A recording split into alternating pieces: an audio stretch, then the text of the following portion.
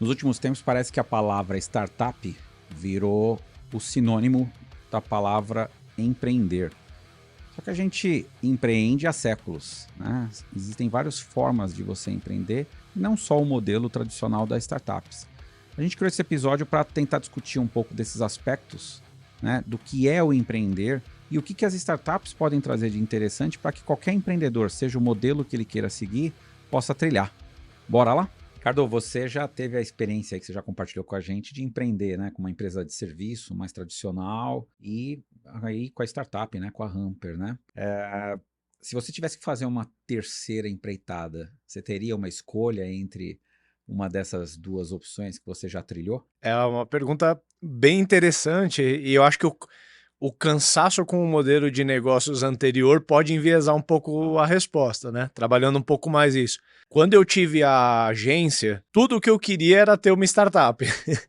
Porque a gente sempre olha, né, eu olhava para todos os gargalos que eu tinha com uma empresa de serviço, e eu acreditava que com uma startup eu não sofreria aqueles problemas de escala, de receita recorrente, o fato de ter um negócio que era muito baseado em horas de pessoas e não baseado em uma tecnologia. Então, quando eu olhava para o modelo de negócio startup, eu achava super charmoso. Hoje, empreendendo com startup, a Hamper está caminhando para o seu 8º ano já, né? Então, vivi, gosto muito, né? Mas também tem um cansaço já com esse tipo de modelo de negócio. Então, eu não sei responder com precisão agora, mas se eu fosse dar um palpite com o meu coração de agora, eu não sei se eu encararia a empreitada de uma startup de novo, não.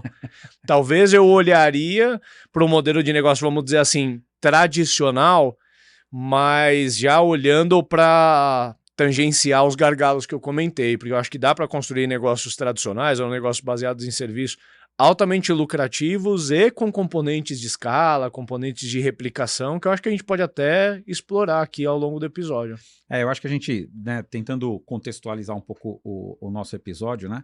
Eu acho que você já deu uma boa dica do que a gente quer tentar tratar, né? Porque acho que a terceira opção continuaria sendo empreender. O que você está talvez falando é o modelo na qual você empreenderia, né? Uhum. E muitas vezes a gente hoje, com a questão das startups estão tão em moda que muitas vezes a gente quer achar que empreender é montar uma startup. E não necessariamente empreender é você perseguir o modelo tradicional do que uma startup hoje tem feito. Ou seja, tem várias pessoas que estão fazendo outros modelos que não o modelo da startup ou o modelo do venture capital, né? Então acho que é um pouco do que a gente falou, né, Ricardo, desse empreender, a gente conseguir diferenciar esses modelos, né? Acho que é um pouco isso, né, que você quis dizer, né? Porque deixar de empreender você não quer deixar, né? Total. Eu acho que quando a gente pensa em startups, tem duas associações diretas. Uma que é ser um negócio baseado em tecnologia, mas a gente vê vários negócios tradicionais mandando muito bem, fazendo uso de tecnologia, ou seja,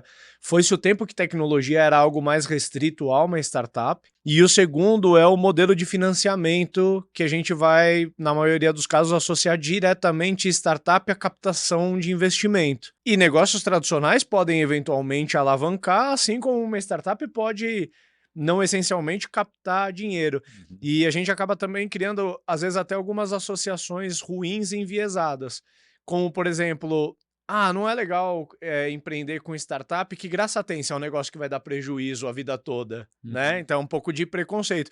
Ao mesmo tempo que você fala assim, eu não, empreender com um negócio de tijolo que não escala, que é custoso pra caramba, que depende de um capital inicial enorme. Então a gente tem alguns preconceitos que eu acho que são importantes desmistificar, né? Porque não é, melhor ou pior, e sim o que é adequado para aquele perfil de empreendedor e empreendedora versus momento de vida, momento de mercado, e acho que ambos os modelos podem ter vantagens e desvantagens que acho que a gente pode ir pensando aqui ao longo do episódio.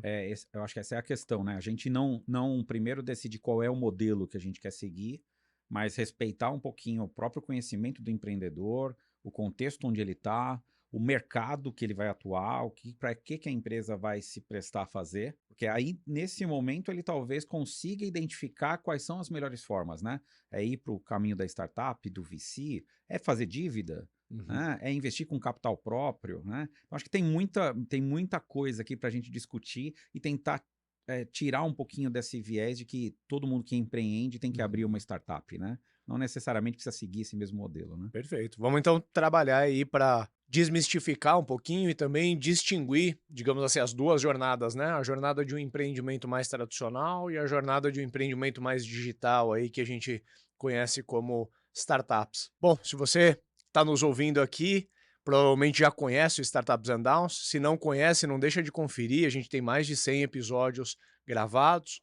Recém-inauguramos o nosso canal de YouTube, mas temos também o nosso canal no Spotify, e lá a gente tem até o episódio 99, que foi gravado apenas em áudio. A partir do episódio 100 a gente grava em áudio e em vídeo, disponível em ambas as plataformas aí, YouTube e Spotify. Então, garante que você já está seguindo a gente, sininho tá ativado, já deu 5 estrelinhas para nós.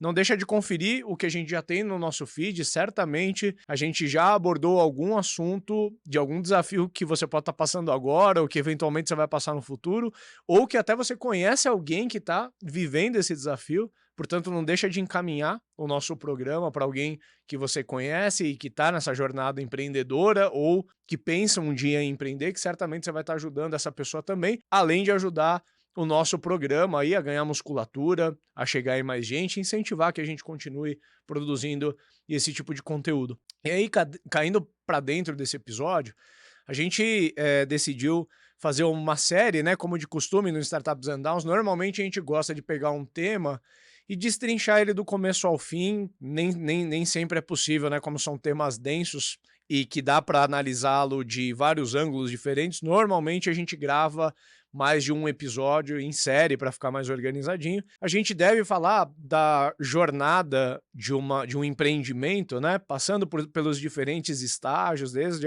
eventualmente da fundação até a saída ou a quebra desse negócio, né? E quem sabe até estamos considerando para episódios futuros, inclusive, trazer convidados, né? Para a gente tentar complementar também essa nossa análise. Mas para esse episódio específico, a gente vai destrinchar a jornada de um empreendimento tradicional e a jornada de uma startup, olhando aí para uma meia dúzia de critérios que a gente definiu. E eu acho que tudo começa, César, por definir o objetivo, né? Você de alguma forma tocou nisso ali na nossa introdução. Normalmente tem uma motivação inicial, que pode ser uma motivação, sei lá, perdi o emprego e preciso começar algo, ou pode ser uma motivação do tipo assim, nossa, visualizei uma oportunidade, tô perdendo sono, enquanto eu não me movimentar nessa direção, não vou ficar em paz, mas acho que tudo começa pela fagulha do objetivo ali.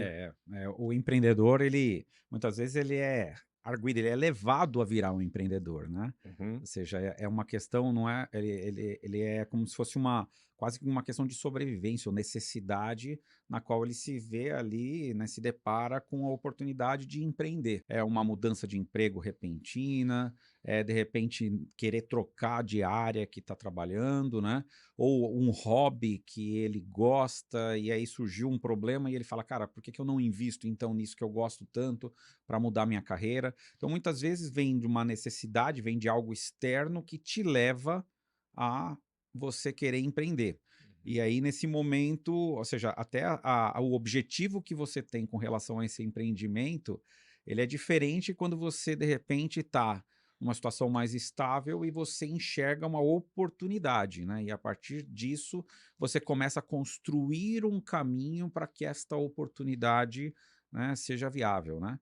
E muitas vezes o que é fácil a gente relatar aqui é que quando é pela necessidade, talvez a premência daquele negócio dar certo e já começar a retornar, ele é muito maior do que quando você trabalha na questão da oportunidade, porque geralmente na questão da oportunidade você acaba se planejando um pouco mais. Então, eu queria começar um pouco dessa questão do objetivo olhando por esse prisma, né? Ou seja, eu acho que existem várias outras formas de empreender, mas acho que esses dois são os principais que a gente vê, né? Não, perfeito. Acho que você tocou num ponto aqui, é até curioso essa questão do empreender por oportunidade e empreender por necessidade, porque acho que o primeiro livretinho de empreendedorismo que eu li ali com meus 18, 19 anos, tratava exatamente disso, né? Fala ali da necessidade. Muitas vezes uma pessoa, ela perdeu o emprego, alguma coisa assim, e ela tem um capital inicial tipo um FGTS ou um imóvel, né? Eu me lembro, hoje em dia é menos usual, mas eu tenho casos na família de primos que empreenderam há 30 anos atrás e hipotecaram a casa ali para colocar um capital inicial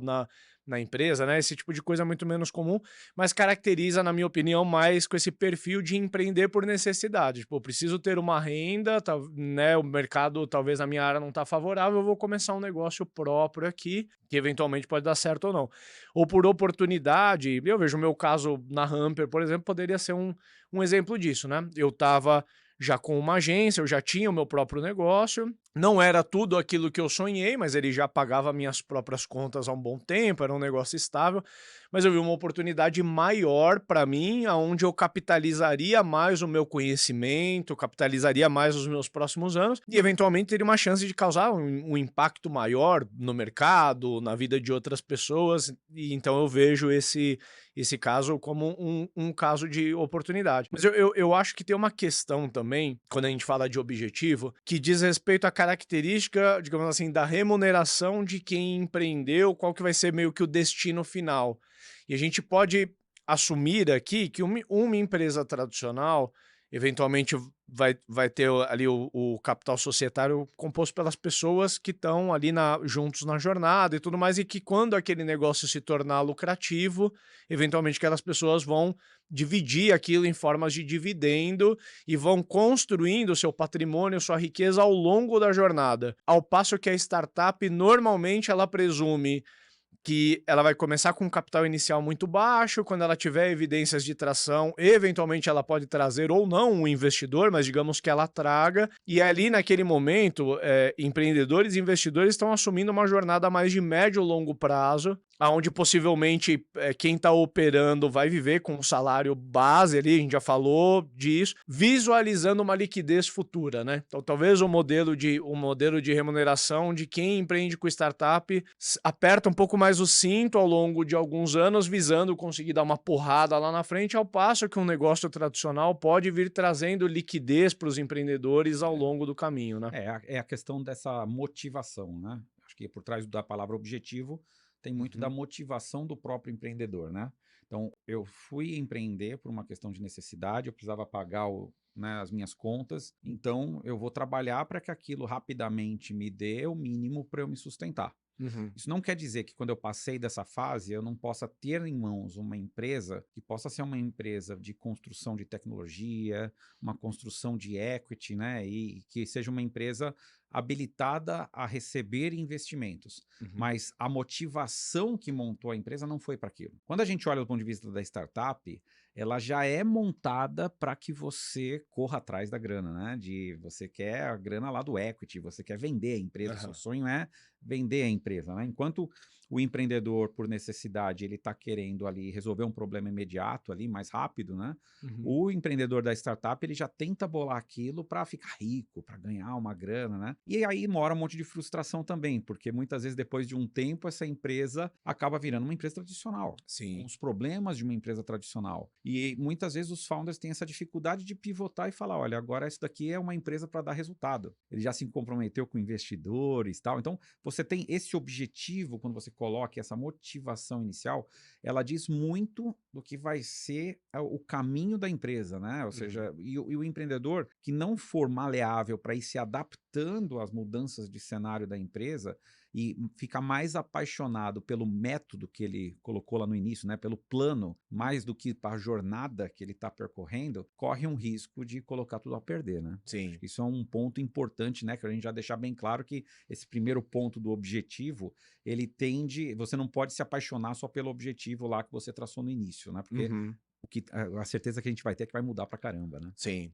Não, e por fim, ainda nesse tópico, eu acho que tem uma questão que não está associada a ser startup ou negócio tradicional, mas normalmente quando a gente empreende por necessidade, a gente meio que se joga no precipício e depois descobre se o paraquedas ele vai abrir ou não, ao passo que quando você empreende por oportunidade, você tende a se planejar um pouco mais. Mas eu acho que criar um business plan não diz respeito a ser uma startup ou não, é que a gente criou um pouco de uma cultura de que, poxa, a startup faz o business plan, a startup faz pitch deck, porque ela vai ter que conversar com investidores. Então, a gente, cedos, nós somos levados a entender algumas disciplinas gerenciais que nem sempre em um negócio tradicional a gente passa por essa escola. Mas não significa que um negócio tradicional não poderia começar com um plano de negócio bem estruturado e ter um pitch deck e, eventualmente, ter conversas com investidores iniciais, né? Então, acho que é só importante a gente desassociar essa questão de que o planejamento ele não está só associado à jornada de uma startup, mas deveria, até por envolver, às vezes, um capital inicial maior, a empresa tradicional deveria, né, deveria ter essa responsabilidade também de se planejar, né? Sim. Vou puxar um segundo ponto aqui, que a gente falou do objetivo, mas elas também acabam se diferenciando muitas vezes na estrutura. E eu vou começar a questão da estrutura falando da busca das evidências, talvez, né? Porque uma startup, até porque você quer captar dinheiro de terceiros, você quer trabalhar com outros, né, apoiando o seu projeto, você já tem aquela preocupação, né, de estruturar as evidências que mostrem que aquele seu plano ele tem consistência, onde ele vai chegar, né? Então você usa métodos para isso, você usa formatos para isso, você se prepara para vender a empresa para alguém poder, né, você coletar evidências, fazer ela rodar, mas ir coletando evidências para alguém comprar a empresa, no sentido de não comprar o produto dela, mas comprar a empresa em si. Né? Quando você está num negócio tradicional, não existe muito essa preocupação, porque é quase como se você coloca assim, olha, eu preciso tantos R$ 1.000 para chegar, para eu ter uma tranquilidade. E aí você se joga. É o que você falou, você se joga. Então, a estrutura ela está menos preocupada no ponto de vista de será que alguém vai investir dinheiro nisso? E muito mais preocupada em quem vai comprar o que eu estou oferecendo. Né? Você foca muito forte nisso. Né? Os dois lados têm coisas bacanas, né? Mas eles se diferenciam muitas vezes, parece que é pouco, mas é muito, porque o investidor, quando vai olhar a empresa, numa startup, ele tem essas evidências, né? O empreendedor trabalhou. Quando você vai falar com o outro, ele não tem. Ele tem assim, cara, eu acredito nisso. Né? A fé que o empreendedor geralmente tem por necessidade, ele é muito maior. Então, ele está menos preocupado com essa estrutura como empresa. Ele está muito mais preocupado com a estrutura de viabilizar, receber o dinheiro e conseguir fazer o negócio ficar de pé o mais rápido possível. Né? Que você acha? Faz sentido para você essa questão da estrutura? Tem também essa questão de replicação da startup, Sim. né? O que você... Eu acho que no quesito estrutura é onde a gente tem mais preconceitos, digamos assim, com o negócio tradicional, porque tem uma falácia que vai dizer assim, poxa, mas um negócio de serviço não escala, não é replicável. Poxa, se a gente for estressar os exemplos aqui, a gente vai encontrar vários. Eu vou dar, eu acho que uma outra coisa também, que por definição a gente vai falar assim, mas a startup ela é escalável porque ela é digital, porque ela tem uma prestação de serviço ali através de tecnologia, online. Então, eu vou dar, por exemplo, um exemplo de modelo de negócio e de estrutura que eu sou consumidor e que é super escalável. Eu treino em uma academia de jiu-jitsu chamada G13, que tem mais de 100 unidades, sendo boa parte no Brasil, mas estão internacionalizando, ou seja, tem uma componente de internacionalização, inclusive o principal mestre, que é o empreendedor por detrás da marca, está nos Estados Unidos abrindo academias lá. Então o modelo é replicável, eles criaram uma metodologia, todas as unidades da G13 seguem a mesma metodologia, passam as mesmas aulas naquela semana, e é um negócio digital, porque assim, a prestação de serviço do jiu-jitsu, ela tem que ser presencial, né? Faz parte do jiu-jitsu o contato humano, a visualização ali do professor, o professor te corrigindo, então é inerente à componente física, mas a experiência passa também pelo digital. Eu tenho um aplicativo onde eu faço o check-in das minhas aulas, eu vejo o vídeo das posições que foram ensinadas na semana para eu memorizar, eu acompanho o meu progresso como aluno, na medida que eu vou fazendo check-in, o aplicativo vai me avisando quantas aulas faltam para eu alcançar uma próxima graduação e por aí vai. Ou seja, estou contando uma experiência de um modelo de negócio mais voltado para a área de fitness / educacional ali, que para mim é um modelo super de sucesso, escalável, replicável, internacionaliza, imagino que é um business lucrativo e que tem uma experiência boa digital. Ou seja, eu acho importante a gente desassociar alguns componentes que a gente costumeiramente atribui somente à startup. Talvez durante um tempo negócios tradicionais tinham dificuldade, mas eu acho que já teve tanto intercâmbio de conhecimento entre startups e negócios tradicionais que eu vejo uns se apropriando muito bem de componentes uns dos outros para crescer, para se tornar um negócio mais lucrativo. Sim. Essa questão da startup ser replicável e escalável faz parte da definição, né? Eu até falei no começo, né? Do episódio. Mas eu estava vendo uma notícia interessante, que tem uma rede de comida, acho que mexicana, que atua na Califórnia, e eu não sei se é mexicana ou guatemalteca, mas eles estavam falando que eles criaram um processo que eles diminuíram pela metade a quantidade de passos que um funcionário faz dentro da unidade. Eles fizeram redesign da cozinha, do atendimento, tudo, e isso fez com que as pessoas reduzissem pela metade a quantidade de passos. O que isso quer dizer?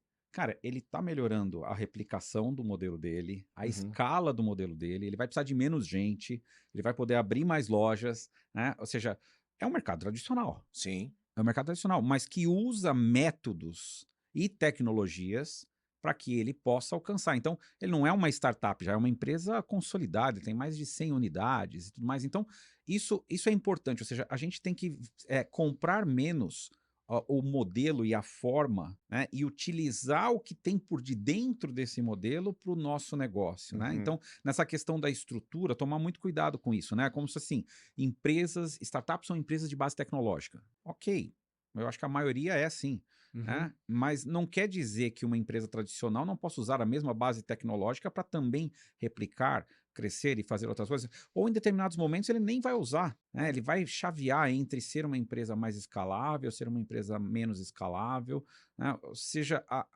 não compre tanto o modelo. Acho que essa é a questão, né? O empreendedor tem que tomar um pouco de cuidado. Empreender não é você abraçar definitivamente um modelo e morrer abraçado com ele, né? Perfeito. Aí você tocou num ponto que nos leva para o terceiro critério, que é a gestão da inovação e a atribuição que a tecnologia tem no modelo de negócio. Eu acho que a gente tem vários casos e casos de sucesso no Brasil de empresas que você não consegue definir se ela é uma startup ou se é uma empresa tradicional. Por exemplo, o Doutor Consulta. Tem vários componentes de startup, captou com os fundos de investimento de startup, tem muito a aparência de uma startup, mas é um negócio de tijolo, é um negócio de consulta médica que você tem que ir lá. Então, né, eu acho que é um caso de blend disso tudo. Existe uma associação direta, né, em cima do que você falou, que a startup ela é tecnológica e parece que o negócio tradicional ainda é uma, né, uma Época das carroça, cavernas. lá na época do carvão ainda, né? E não é, né? Eu acho que sim, você tem a característica que a startup produz e distribui tecnologia, esse é o core business, e muitas vezes o negócio tradicional, o core business não é tecnologia, o que não significa que a tecnologia não poderia beneficiar. Por exemplo, hoje é inconcebível alguém começar um negócio, uma transportadora, por exemplo, que não seja altamente tecnológica, embora tenha o caminhão, o caminhoneiro, a carga, todos os componentes físicos ali inerentes desse tipo de negócio. Sim.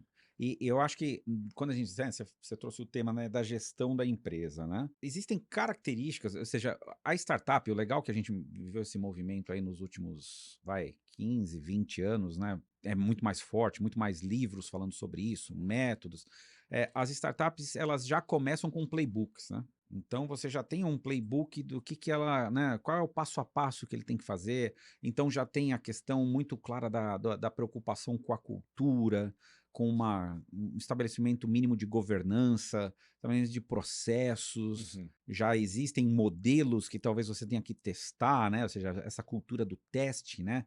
De testar, validar e aí implementar. Ou seja, são coisas que já existem que a gente, talvez o empreendedor que não conheça isso, ele vai muito no freestyle, muitas vezes, ele vai muito na percepção dele, né? Ou seja, é uma gestão muito mais da percepção e da qualidade do empreendedor para ir à frente. Então, isso só fica bem claro, todo empreendedor tem essa gana de fazer o negócio acontecer. Sim. Né? A questão é qual é o formato que eles querem seguir, né? É algo mais organizado, mais metodológico, ou é algo que é muito mais levado à sua intuição? Tem muito empreendedor que trabalha com a intuição e tem ótima intuição. Sim. né? Não dá para desclassificar esse tipo de atuação. Mas essa é uma diferença que eu vejo que é muito forte. E eu, quando olho do ponto de vista de que, como eu investi em várias startups, né? Essa é a perspectiva que o empreendedor tem que ter, né? Ou seja, para quem vai investir, confiar só no taco do empreendedor, que ele sabe o que está fazendo, eu tive um histórico e tal, mas não ver que ele consegue provar que existe uma estratégia, que existe um formato de gestão, um crescimento, como é que ele vai amadurecer aquele negócio. Se ele não consegue mostrar isso, é muito difícil o investidor, assim, só se eu já confiasse, já conhecesse a pessoa, para talvez eu assinar um cheque. Ou seja, eu preciso ter. São predicados importantes para essa jornada das startups, em equity, em ter outros investidores. Agora, não quer dizer que o empreendedor que não vai rodar esse processo não devesse fazer essa lição de casa, né? Que eu acho que é uma lição de casa importante para qualquer empreendedor, né? É muito menos custoso você tentar escrever as coisas bem, embolar bem, do que você partir com a cara e com a coragem, né? Você falou, né? Se jogar no precipício e não saber se o paraquedas vai abrir. Sim. Né? É nesse ponto de gestão, com toda a humildade aqui, eu acho que é onde os negócios tradicionais têm mais a aprender com as startups. E não acho que é pela startup em si, e sim pela era pelo qual as empresas já nasceram. Acho que as empresas que nasceram nos últimos 10 anos já tiveram a oportunidade de nascer num cenário muito mais digitalizado, né, com internet já democratizada, com uma porção de outras redes sociais já popularizadas e por aí vai, né? Portanto, nos dá muito mais possibilidades na hora de pensar um tipo de negócio, qualquer que seja. Mas eu acho que as startups, elas saíram na frente em trazer mais colaboração, dinamismo e agilidade em tudo que elas fazem, né? Quando eu digo colaboração, por exemplo, quando eu tinha agência de marketing, eu não conversava com nenhum outro dono de agência de marketing. É uma loucura. E eu sabia que existiam associações de agência de marketing, mas eu me sentia zero atraído por estar envolvido com uma associação. Já com startup, desde a origem da Hamper, a gente participou de programas e founder de startup é muito aberto a benchmark, é uma sensação de estar construindo algo em conjunto. Eu sempre tive o hábito de ter 5, 10 founders próximos de mim, que a gente está todo momento trocando coisas, eu não tenho problema em abrir o meu número e abrir meus desafios, eles também fazem isso comigo. No momento que você, por exemplo, traz um investidor, como foi o nosso caso, poxa, chega o César ali para ajudar a Hamper, mas o César tem o background de outras 10 startups, então você tem essa colaboração, né? A gente empresta componentes uns para os outros ali para se ajudar, isso é muito comum, eu acho que em negócios tradicionais isso acontecia menos. E no que diz respeito à agilidade e dinamismo, parece que a startup ela é mais dinâmica em tudo, a começar pelo contrato social. Eu já comecei a Hamper sabendo que ao longo da minha jornada eu ia compartilhar a sociedade da empresa com atores diferentes, investidores, equipe. Às vezes o negócio tradicional ele é muito engessado ali, né? E isso acaba gerando até dificuldades de sucessão depois, porque, né, fica o dono ali retendo muitas cotas, uma hora essa pessoa envelhece e a empresa não se preparou por isso, mas em vários outros componentes de gestão de fato, OKRs, metodologias ágeis, o BP que a gente falou, né, uma série de coisas que só para arrematar minha resposta, se eu fosse citar assim, alguém que foi muito inteligente e entender essa necessidade de intercâmbio que está fazendo muito sucesso hoje em dia é o G4, né? Eu acho que assim, o grande trunfo do G4 ter se tornado a escola de negócios que se tornou em tão pouco tempo é que eles pegaram a vivência dos founders que tiveram experiência ali de EasyTaxi, Rappi, Xtec, por aí vai, ou seja, eles viveram essa jornada de startup que escala, que internacionaliza, que capta investimento, e eles souberam construir o conteúdo, construir o produto deles de uma forma palatável para as empresas tradicionais. E aí, as empresas tradicionais, eu entendo eu, têm muito interesse em conhecer essas novas ferramentas, talvez não estavam disponíveis de uma forma, e eles acabam agregando também o componente da colaboração, porque junta todos os empresários ali, existe uma troca, então eu acho que, né, o componente de sucesso deles acaba estando bem no encontro disso que a gente está falando aqui. Né? Todos eles né? O que a gente está falando aqui no episódio, todos eles com o coração no empreendimento, né? Serem empreendedores, Uhum. né? Só que tentando descobrir formas diferentes de fazer, né? Você não abraçar uma forma e falar que você vai nascer e morrer com ela é extremamente importante. Quando você falou dessa questão da tecnologia, né? Então, que a Uhum. gente falou do objetivo, a gente falou da estrutura, falamos um pouco de gestão em si da empresa, essa questão cultural, e falamos um pouco aí da tecnologia ou da inovação, né? Uhum. Inovação é algo que deve ser trabalhado por todos. Seja uma empresa tradicional ou não, ela tem que trabalhar no ponto de vista da inovação como qualquer outra, né? Ou seja, sempre tem algo a fazer, né? E inovação não é só tecnologia, né? A Não gente é. associa inovação só a tech e a produto. Mas você pode inovar no modelo de negócio, você pode inovar no canal de distribuição, Uhum. você pode inovar no modelo de gestão interno da No formato que eu empresa. falei lá do cara refazer a cozinha dele e montar a Sim. cozinha de uma forma diferente para produzir mais, né? Ou seja, tudo isso faz parte de um processo que a gente pode colocar no mesmo bojo de inovação. Uhum. Então, o empreendedor não precisa achar, eu não sou uma startup, ou isso é mais para startup, não é para mim. Não. São características que todos eles têm. O que acontece é que a jornada de uma startup está muito vinculada a ele captar investimento, Aham. a ele crescer rápido. Enquanto do empreendedor mais tradicional, muitas vezes ele não tem essa pressa do tempo, ele não tem a necessidade, ele não está se preparando para ter um sócio agora, ou o cara colocar dinheiro na empresa. Ele até gostaria que alguém colocasse dinheiro, porque a mentalidade dele, eu gostaria que alguém colocasse dinheiro, porque daí eu consigo ter um salário. Talvez essa seja uma diferenciação. Sim, sim. Né? Enquanto o empreendedor de startup mais tradicional, ele quer colocar o dinheiro para fazer a empresa crescer mais rápido. Né? Ele não está tão interessado ali no momento de aumentar muito o salário dele, porque muitas vezes ele até se preparou para essa situação. Então, essas pequenas diferenças que vão fazer você definir a melhor escolha ali naquele momento que, olha, eu estou empreendendo, qual é o caminho que eu vou percorrer, né? O Uhum. que você tem a dizer, por exemplo, a gente falou muito, né, tem falado muito das startups agora de investimento, né? Acho que Uhum. seria um ponto importante para diferenciar, né? Ou seja, o que um empreendedor, um negócio tradicional espera de investimento em uma startup? Ou seja, um negócio tradicional não precisa de investimento? Precisa. Precisa, né? Precisa. Agora, o formato é só arrumar sócios? É falar com venture capital? Será que é só esse o formato que existe? Não, né? Talvez seja o mais conhecido. Talvez seja o mais conhecido. Mas quantas empresas, quantos empreendedores que a gente não conhece que montaram as suas empresas fazendo dívida, Ou né? trazendo um sócio financeiro que não é necessariamente um venture capital. Que vai ter, por exemplo, uma participação maior do negócio, talvez, porque a cabeça dele né, no Brasil tem muito essa questão de não o retorno que eu vou ter sobre o equity que eu investi, mas eu quero ser dono. Sim. Então, talvez ele queira realmente ser o dono, porque ele quer ter 30%, 40% dos dividendos futuros dessa empresa. Sim. Né? É uma empresa que ele vai exigir que a empresa dê resultado. Aham. Né? Eu coloquei dinheiro para você me retornar esse dinheiro investido, né? Ou seja, eu poderia botar esse dinheiro na renda fixa, me daria 10% ao ano. Sim. Eu estou colocando aqui porque você vai me pagar 20% ao ano do meu dinheiro? E na renda fixa não tem paixão, né? Vamos Sim. supor assim, que eu sou uma pessoa, sei lá, apaixonada por jiu-jitsu e tô com dinheiro parado lá e, sei lá, o meu professor de jiu-jitsu tá querendo empreender e ele vai colocar.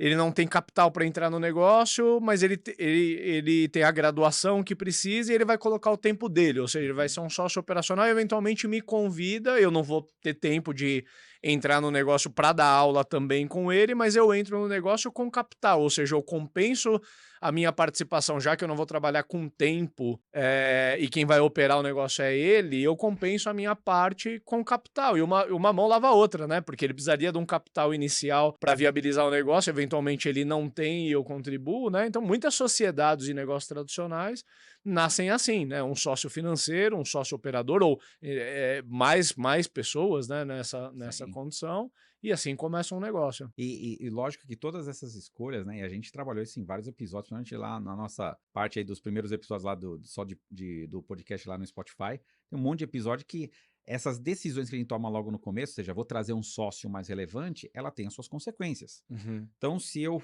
logo para começar, eu preciso botar um sócio que vai ter 30%, 40% da empresa, ele não está participando do dia a dia, uma decisão dessa pode já te tirar do ciclo do venture capital. Sim. Que o Venture Capital ele vai falar o seguinte, poxa, você já tem um sócio de fora, se eu te diluir mais, você vai se tornar daqui a pouco tão irrelevante para a empresa percentualmente que se alguém te oferecer um salário maior e um bônus, talvez você vá embora. E aí meu dinheiro, quem que vai tocar? Não é o Sim. outro sócio que está fora da empresa. Então essas decisões, elas podem ter consequências. Outra consequência normal de, eu trouxe um sócio relevante, mas eu que estou trabalhando dia a dia, né? E esse cara está ganhando X% da empresa. No começo tá ok, mas depois, com o alargar do tempo, você pode se sentir meio injustiçado nesse negócio. Então, como é que você vai trabalhar isso? Ou seja, são todas escolhas extremamente importantes que elas precisam ser muito bem tomadas. Ou seja, você precisa efetivamente do dinheiro, você sabe o que você vai fazer com o dinheiro. Todas essas escolhas, se elas forem mal feitas, elas vão ter a sua consequência lá no futuro. Por isso que é bom você se educar, você saber quais são os modelos existentes, né? Uhum. Vamos pensar o seguinte, uma empresa que eu estou falando que eu consigo crescer essa empresa 5% ao mês. Eu tenho ali um modelo de negócio que eu consigo crescer 5% ao mês. Cara, se eu tomar uma dívida de 1,5% ao mês, eu gero mais negócios na minha empresa do que o tamanho da dívida. Uhum. Então, estou sendo simplista aqui, mas é só para dar esse exemplo de que dá para você, por exemplo, começar o seu negócio tomando uma dívida. Né? Sim. Pegando uma receita de alguma verba de incentivo que existe, né? Sebrae, BNDES, FINEP, FAPESP, uma série de coisas que existem. Então, eu acho que tem a questão do investimento, ela não define uma startup. Sim.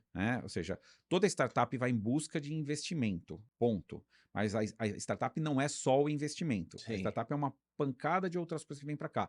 Mas também não diferencia de um empreendimento tradicional, porque o empreendimento tradicional também precisa de aporte de recursos. Sim. A questão é o formato, talvez ele esteja mais aberto a formatos diferentes de se fazer isso. Né? Eu acho importante assim, a gente aterrissar o assunto sobre uma coisa assim. Empresas tradicionais, startups, ambos são empresas. Tem um CNPJ, tem responsabilidades fiscais, tributárias, trabalhistas, né? Então, a partir do momento que você emprega gente, que você tem cliente, você tem responsabilidades de entrega daquilo que foi contratado, honrar uma folha de pagamento, recolher todos os tributos, fazer a contabilidade, isso não importa se é startup, se é empresa tradicional, é um empreendimento com as mesmas características da mesma forma. Onde eu acho que tem mais polarização, digamos assim, que cria um pouco lados, são as falácias de quem tem negócio tradicional vai apontar assim, eu não, startup, criar esses negócios que só dá prejuízo e que fica pedindo dinheiro, passando pinico toda hora, pedindo dinheiro para nunca dar lucro, né? A gente vê um pouco desse preconceito. Ao mesmo tempo que quem é de startup, negócio digital, vai falar, cara, eu vou ter um negócio tradicional que cresce, me matar de trabalhar por um negócio que cresce 10, 20% ao ano. Quando, assim, um negócio tradicional, ele pode dar prejuízo tanto quanto uma startup. Um negócio tradicional pode dobrar ou triplicar ano a ano, assim como uma startup. Assim como uma startup pode crescer sem precisar ficar pegando investimento a toda hora e ser um negócio altamente lucrativo. Ou seja, por mais que tenha as narrativas que criam um pouco de polarização, o modelo de negócio e o modelo econômico, ele pode ser inteligente em ambos os casos e sair do outro lado ali uma empresa que cresce 3 dígitos ao ano e é altamente lucrativa, não importando se é startup ou não, né? Sim, eu tenho um exemplo aqui que é interessante. Uma empreendedora que ela fazia brigadeiro. O tempo dela, o trabalho dela era o dia inteiro ficar ali com uma equipe pequena fazendo brigadeiro e ela escalava nessa questão de espaço que ela precisa para fazer aquilo, geladeira, comprar mais produto, ter mais gente para fazer. Então ela escalava o negócio dela nesse formato. E, cara, uma vida dura, que, geralmente é muito vinculado, né? A margem é muito vinculada a esse aumento de custo, né? As duas curvas vão muito juntas, né? E aí ela foi desafiada por uma pessoa para... Por que você não ensina as pessoas a fazerem o brigadeiro? Né? Todo mundo gosta muito do seu brigadeiro. E a primeira reação do empreendedor nesse sentido é, cara, espera aí, eu vou abrir minha fórmula da Coca-Cola, né? Então tem um pouco de receio. Sim. Mas aí, não, abriu a mente e falou, não, vamos usar. E aí, o que aconteceu? Ela criou um curso para mostrar como é que ela faz o brigadeiro. Né?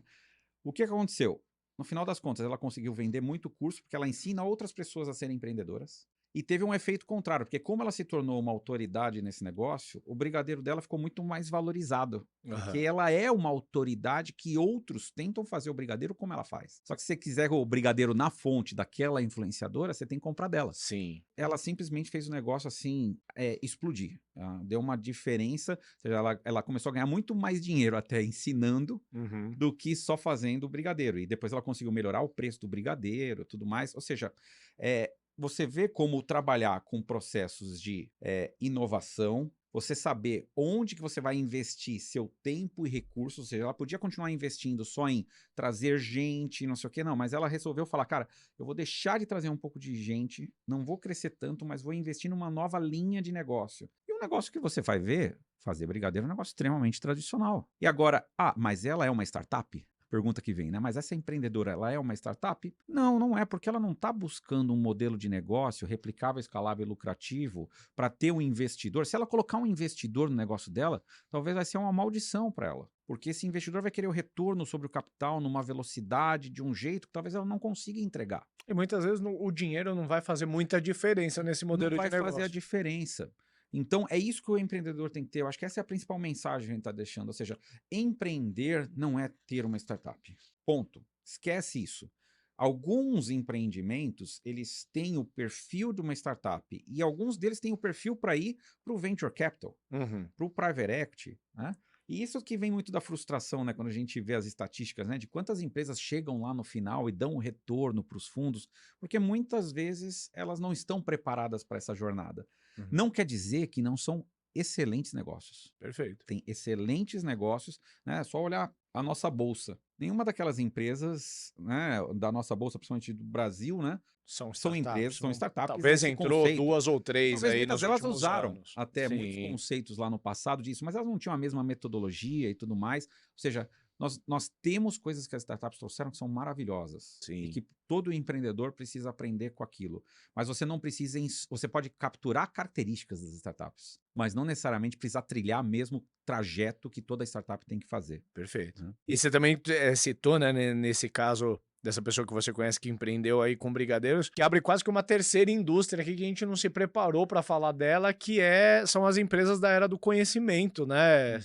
O Creators Economy ou infoproduto, que daí entra, aí tem polarização, né? Porque startups e infoprodutores, aí tem uma história de não se bicar, mas enfim, não vem menos ao caso. Quem sabe uma hora a gente pode abordar esse assunto, mas sim, existem oportunidades de você capitalizar em cima do seu conhecimento, às vezes criar uma derivada no teu negócio, a partir de um canal de YouTube, a partir de um curso que você vende, que daí mesmo tendo um negócio mais tradicional, como seria, né, uma produtora de alimentos ali, mas que cria uma componente de escala no negócio dela a partir do ensinamento ali do que ela sabe fazer. Sim. E eu queria fazer um catch-up muito rápido, assim, de coisas importantes antes de a gente aterrissar o episódio com Startups and Downs. Vai parecer um pouco professoral, assim, mas eu acho importante a gente distinguir alguns termos que a gente foi falando ao longo do episódio e que são importantes ser analisados em qualquer modelo de negócio. A gente falou de negócios replicáveis. E o que caracteriza como negócio replicável, na minha opinião, né? Se você, por exemplo,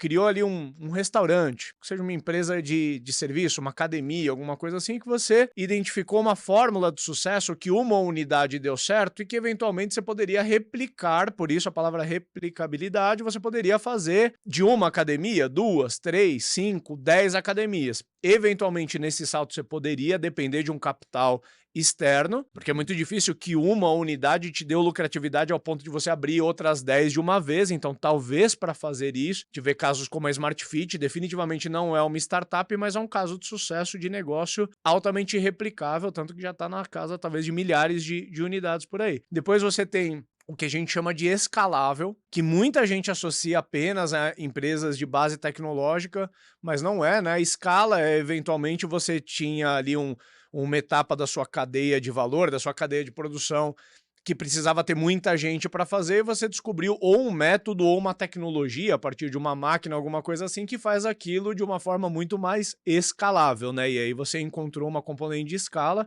que definitivamente não está dentro só de startups. E aí um terceiro que aí eu acredito que a tecnologia e o modelo de negócio vai fazer muito diferença e vai estar mais atribuída sim à startup, que é a exponencialidade. Aí eu acho que é onde o negócio tradicional tem uma desvantagem, que é o efeito Uber, é o efeito iFood, de um negócio que você fala assim, caracas, há 5 anos eu não usava, eu não sabia que existia e hoje minha vida, eu uso todo dia, todo mundo que eu conheço usa, surgiu do nada e do nada ficou muito grande, porque tem essa característica de ser exponencial, né? Tem o componente do efeito de rede, né? Quanto mais pessoas estão ali dentro, mais pessoas são atraídas e por aí vai. Vem menos ao caso explicar, mas talvez eu acho que é na exponencialidade que o modelo de negócios e a base tecnológica acaba fazendo mais diferença. Com certeza. E a questão da escala, né, Ricardo, tem um ponto bem legal, né? A gente não pode confundir, a escala não está associada à forma na qual eu vou escalar o meu modelo. Porque, por exemplo, a questão da academia que você falou, se ele receber um caminhão de dinheiro, ele vai escalar, vai montar um monte de local. A escala está muito mais associada a qual é a capacidade que ele tem de colocar aluno dentro da academia. A escala está ali. Então, por exemplo, quando a gente pega a Smart Fit, por exemplo, que você usou, o que eu acho interessante na Smart Fit não é a capacidade deles de montar academias em vários locais. Sim. E eles estão escalando nisso, eles tiveram muito dinheiro e estão fazendo um trabalho legal disso. Mas a capacidade que eles têm de, em um mês, aquela academia já está cheia. Sim. A escala está aqui. Perfeito. Né, que eles conseguem fazer. Então, os negócios tradicionais, você consegue também trabalhar com métodos de escala que estão vinculados à tecnologia e tudo mais. Como você tem startups, escalar até vendas, elas não necessariamente vão usar só coisas de base tecnológica. Elas vão ter, por exemplo, um pastinha, um vendedor que vai ter que visitar vários lugares para poder trazer clientes para dentro do seu negócio, né? Que aí vai muito para o modelo, né, do negócio. Sim. Né? As startups, tem muita startup que o modelo de negócio é uma recorrência. E a recorrência tem essa beleza da recorrência, né? Porque é um saco que é um balde que você tem um furinho lá embaixo, que é o teu churn. Sim. Mas você espera ter uma boca desse tamanho que tá jogando água dentro do balde, e o balde tá subindo muito mais rápido, né? Você entra muito mais do que sai, né? E aí você consegue ver o crescimento nesse sentido, né? Que você tem previsibilidade e tudo mais. Então, tem muita startup no Brasil, é muito isso, né? Muita startup de recorrência, né? Startup que busca esse tipo de recorrência para ter essa previsibilidade e tudo mais, né? Perfeito. Os negócios têm negócios tradicionais que não têm essa característica de recorrência. Mas estão migrando cada vez mais para esse modelo. Migrar para esse modelo. Ou sofrendo a disrupção, por exemplo, né? Você pega caso super batidinho, né? Mas Blockbuster não era recorrente, era um negócio de tijolo. Vem Netflix, modelo de recorrência, muito mais friendly para o consumidor, quebra o negócio anterior. A gente pode falar do mercado de carros, né? Nos Estados Unidos já é mais comum, né? Você fazer o leasing dos carros, né? Mas aqui no Brasil está cada vez... Hoje, antigamente a gente falava que as empresas alugavam carro. Hoje, cada vez mais numa roda de amigos, você conversa, eu não compro mais carro. Sim. Né? Eu estou alugando, pago por mês e tal, ou seja... eu estava vendo uma notícia também que... quem conseguiu manter a indústria automobilística bombando no Brasil foram as empresas de locação. Né? Porque aí elas estão comprando frotas muito grandes justamente para esse modelo. Né? Então, são disrupções que você tem de modelos tradicionais, né, em torno de modelos de negócio que não é exclusivo de uma startup. Sim. Né? Então, os empreendedores, nesse sentido, eles precisam estar... Eu sou um empreendedor. Existem vários métodos, vários modelos. Qual que é o que eu vou escolher? Né? E vai ter que respeitar a minha característica. Se eu estou empreendendo pela necessidade, eu preciso buscar. Então, um empreendedor que faz pela necessidade, talvez ele precise começar fornecendo um serviço, porque talvez no serviço seja mais rápido ele vender o serviço e entregar aquele serviço, mas aquilo não vai escalar. Mas ele tem um plano para depois que ele estabilizar, ele conseguir escalar aquele negócio, né? Se for ver um pouco, você viveu com a Hamper. Voltando lá para a nossa pergunta lá do início, você teve uma agência que ela não escalava, mas em algum momento você descobriu ali dentro que tinha uma oportunidade de construir algo mais escalável. Sim. Então, a Hamper, ela tem características e coisas que você trouxe da Siteina. Não, a Hamper é um flip da Siteina. A Siteina se transformou na Hamper. É isso aí. Então, ou seja, essa transformação é onde acho que o empreendedor tem que estar mais aberto. O empreendedor, ele não pode cair no risco de abraçar um modelo e falar, vou morrer abraçadinho com esse modelo. Não, ele tem que estar aberto a sempre responder essas mudanças, né? Perfeito. Não, e só para fechar, acho que a gente foi muito feliz em mencionar, cara, o caso da Smart Fit, que eu sou cliente Smart Fit, sou um grande admirador, assim, do modelo de negócio. Todo podcast que eu encontro lá do Edgar Corona eu escuto e recomendo, inclusive quem acompanha Startups and Downs, saindo daqui, dá um confere, tem no Like a Boss, tem em outros programas aí. Acho incrível, assim, um baita empreendedor brasileiro, mas a Smart Fit, ela checa várias caixinhas que a gente falou aqui. É um negócio que não tem como você entregar, né, uma experiência fitness sem você ir até lá para dentro da academia e usar os aparelhos e tudo mais, mas é um negócio digital porque toda a sua experiência como consumidor você se resolve pela internet ou no aplicativo deles, é replicável, a prova tá aí, são milhares de unidades espalhadas, é escalável, tem ganho em escala. Imagina, a Smart Fit ela deve conseguir comprar um aparelho e fazer manutenção de um aparelho por um custo infinitamente menor do que uma academia de bairro que só tem uma unidade que tem que comprar ali o aparelho individualmente. Então pensem a níveis de contratos que a Smart Fit consegue fazer e a velocidade com o aparelho quebra e repõe, que é muito mais difícil para um negócio pequeno, né? Então acho que é um belo exemplo brasileiro, inclusive, de negócio tradicional que usou praticamente todos os componentes. Se você ouvir o Edgar Corona, ele fala de OKR, ele fala de metodologia ágil, tá super afiado com todas as metodologias modernas de gestão, digamos assim, empregados em um negócio de tijolo, super custoso de abrir, né? Sim. Então, acho que é um caso de sucesso brasileiro que a gente tem aí, que permeia no meio dos dois exemplos aí que a gente trouxe ao longo do episódio. Bora fechar aí com os nossos ups and downs aí, puxa um primeiro down. Eu falei bastante isso durante o episódio e eu queria reforçar aqui no meu down, que o empreendedor, o primeiro passo dele não é achar que eu vou trilhar um caminho de uma empresa mais tradicional ou uma startup para procurar VC, né? O empreendedor que começa com esta definição começa errado. A primeira coisa que você tem que definir é, dado o que eu quero fazer, né, eu validar e entender qual é o melhor trajeto para aquilo que eu vou fazer.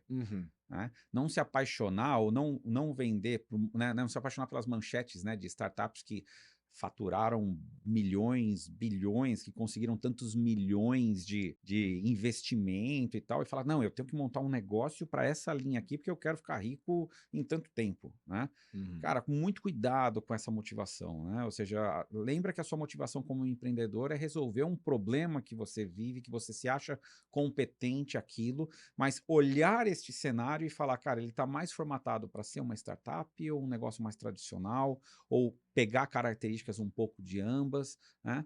Mas cuidado, né? Cuidado para não se apaixonar primeiro e não definir primeiro qual é a trilha que você quer seguir. Perfeito. Bom, para mim o down, ele vai pro preconceito na hora de definir o modelo de negócio ou seguir com o modelo de negócio, né? E o preconceito de achar que só o modelo de negócios de startup é replicável ou indo na direção oposta, achar que só empreendendo com um negócio tradicional que você vai ter um negócio lucrativo, porque a gente falou ao longo do episódio, né? Você pode criar um negócio tradicional que tem fortes componentes de escala e que vai se tornar um business super atraente para uma venda ou para receber um grande investimento, ou que seja para sua satisfação própria, né, para te remunerar bem como empreendedor e empreendedora e criar um bom ambiente para o seu time. Ou seja, isso não é uma exclusividade de startup, ao passo que nem toda startup, ela por essência, opera no negativo, né? Eu acho que é uma característica que as startups elas deem cash burn e dependam de investimento externo, mas a Hamper, por exemplo, já é uma empresa que opera em break-even há muito tempo e eu conheço vários amigos empreendedores na área de startup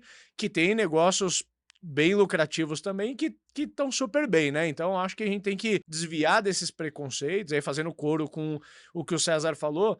Você primeiro define a razão de ser, né? O que você quer empreender e depois você vê qual que é o melhor caminho. Eu acho difícil, por exemplo, conceber a modelagem de um negócio tradicional hoje sem levar em consideração componentes que uma startup oferece. Ou seja, o negócio tradicional ele já vai nascer com base digital. Se eu fosse criar um negócio tradicional hoje, eu já pensaria em como que ele vai ser replicável, em como que ele vai ser escalável, porque para mim são componentes de sucesso aí de qualquer negócio, seja uma startup ou um negócio tradicional. Vou puxar o meu up aqui. Gosto muito, Ricardo, quando eu vejo que o empreendedor ele é desprendido e ele consegue, na jornada do empreendimento dele, ele chavear entre características que parecem mais tradicionais, uma característica mais de startup e vice-versa, de uma startup mais tradicional. Então, vou dar alguns exemplos. A gente teve aqui, durante a pandemia, muita startup que, se não pivotasse rapidamente para ser uma empresa para pelo menos dar break-even, né? Porque parecia ali até 2021, 2022 meio que proibido. Não, startup não tem que dar resultado. Startup tem que, qualquer dinheiro que tiver, tem que usar para continuar crescendo mais rápido e muito mais, tal. E tava com recurso voando para tudo quanto é lado. Quando esse negócio mudou, os empreendedores que não conseguiram se adaptar rápido, e hoje nós temos várias startups que, se você for olhar, elas estão com uma característica muito mais de uma empresa tradicional. Estão dando resultado, lucro, estão crescendo a taxas de 30%, 40%, 50% ao ano, no máximo, né? Estão longe daqueles 3 dígitos que o mercado de venture capital está querendo, mas não deixaram de ser bons negócios. Mas eu vejo muito empreendedor que está naquela consciência assim, cara, isso é um momento. Eu estou agora estabilizando porque eu vou tentar descobrir um novo potencial de voltar a crescer de uma forma escalável. E também o contrário, empreendedores que conseguiram montar uma empresa tradicional, porque ele tinha de repente uma necessidade ali específica, mas ele montou o negócio que ele está preparado em um determinado ponto a tentar construir um negócio mais escalável, mais modelo startup, fazer um spin-off daquela empresa que ele montou, daquele empreendimento. Então, eu acho que empreendedores que têm esse desprendimento, para mim é um baita diferencial quando ele consegue, né, ter essa clareza e enxergar que ele pode usar todas essas ferramentas ao seu bel prazer. Para mim, o meu up é empreendedores, empreendedoras, especialmente os de startups, que já iniciam sua jornada sabendo da sua responsabilidade real. Eu já vi muito founder de startup que pensa que, por estar empreendendo com startup, ele vai sofrer menos as responsabilidades, assim, mas eu quero trazer à tona aqui que responsabilidades ligadas à folha de pagamento, aos tributos que você tem que recolher e pagar em dia, e qualquer outra responsabilidade fiduciária vai incorrer em você, seja você empreendedor de startup, de carrinho de cachorro-quente, de indústria, do que quer que seja. Então não pense que empreendendo com startup te dá licença poética de, se der tudo errado, era só uma startup, a gente estava só testando, eu fecho a lojinha e tá tudo certo. Eu, como empreendedor, procurei ter a disciplina, até por eu ter empreendido com um negócio de serviço antes, eu já olhava balanço da empresa, resultado, controle de custos, etc., desde cedo como empreendedor tradicional. Durante muito tempo tive até um pouco de preconceito em me assumir como empreendedor de startup para não me associarem como um brincalhão ali que estava só, né, se divertindo como uma startup. Se desse errado, voltaria para o mercado, porque para mim a minha escolha de empreender, por mais que fosse como startup, era um negócio para a vida. Eu não estava ali gambling com o meu tempo e com o tempo das pessoas. Eu estava colocando all-in para fazer o negócio dar certo, muito consciente de todas as responsabilidades que eu, como empreendedor, tenho em relação ali ao empreendimento. Muito bom. Fechamos, né? Fechou, cara. Aí ficou muita coisa legal nas entrelinhas que a gente falou, que eu acho que dá pra gente pensar com mais profundidade aí nos próximos episódios. Portanto, você tá ouvindo esse episódio, saiba que a gente deve continuar nessa batida aí, talvez destrinchando um pouco mais alguns temas que foram surgindo aqui ao longo da fala desse episódio. Beleza? Até o próximo aí. Valeu. Valeu.